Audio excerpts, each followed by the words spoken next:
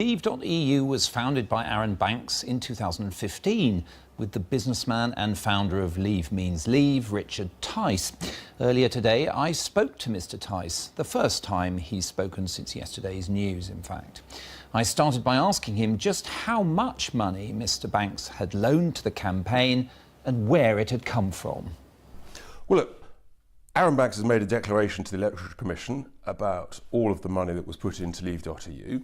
And I'm not here to defend where it came from. He will do that with the authorities quite properly. The real issue, though, is let's just look at who's making these allegations. Okay, the Electoral Commission, because this is really important.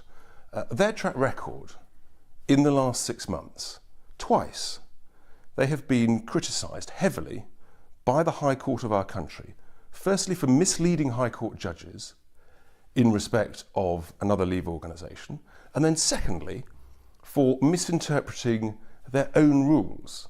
So if they can't interpret their own rules, what chance, frankly, has anybody else got? When you look at, and we, like many other journalists, have tried to trace this credit line that was extended to Leave.eu through Arron Banks' various companies. You know, he's got Rock Services, he's got Rock Holdings, he's got Better for the Country. I mean, what does that look like to you as someone in the finance business? The reality is, I'm not here to defend him. He will answer the allegations made by the Electoral Commission to the NCA. Let's hope they do that job quickly, because frankly, the NCA have got more important things to be focused on. What I'm focused on is that this organisation that has made these allegations has got a really bad track record of doing so. And it's important that people remember that before they draw the wrong conclusions about what has gone on. And let's also remember... Well, we're not drawing any conclusions. People are making some very... You only have to look on social media. You only have to look at what members of Parliament are saying. No, they're saying there's a case to answer. Members of Parliament have immediately jumped on this and said, we've got to pause Brexit. We've got to use this as an excuse to extend Article 50. We on the Leave side know what's going on. This is part of the Ramonas who are looking for excuses to extend Article 50, and this is a very convenient additional part of it. Would it trouble you if these inquiries were to demonstrate that some of this money ultimately had come from Russia? Well, let's just remember about Russia, okay? Right. Russia has shown itself to be behaving absolutely appallingly.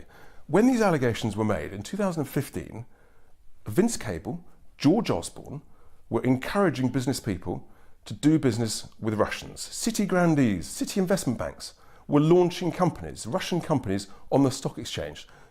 Let's just remember, things have moved on very quickly. But at the time, we were being encouraged as business people, as entrepreneurs, to do business with Russians. Well, Russia was also, in a national sense, supportive of Brexit as a concept.